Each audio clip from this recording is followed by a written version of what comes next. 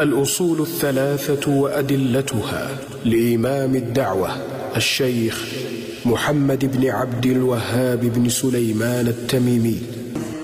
الأصل الأول: فإذا قيل لك من ربك فقل ربي الله الذي رباني وربى جميع العالمين بنعمه، وهو معبودي ليس لي معبود سواه.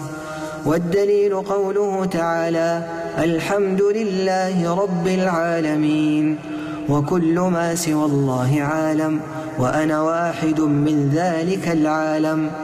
فإذا قيل لك بما عرفت ربك فقل بآياته ومخلوقاته.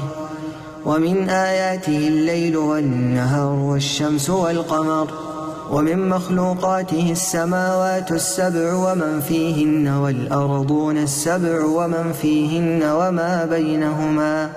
والدليل قوله تعالى: ومن آياته الليل والنهار والشمس والقمر، لا تسجدوا للشمس ولا للقمر واسجدوا لله الذي خلقهن إن كنتم إياه تعبدون. وقوله تعالى: إن ربكم الله الذي خلق السماوات والأرض في 6 أيام ثم استوى على العرش يغشي الليل النهار يطلبه حثيثا، والشمس والقمر والنجوم مسخرات بأمره، ألا له الخلق والأمر، تبارك الله رب العالمين.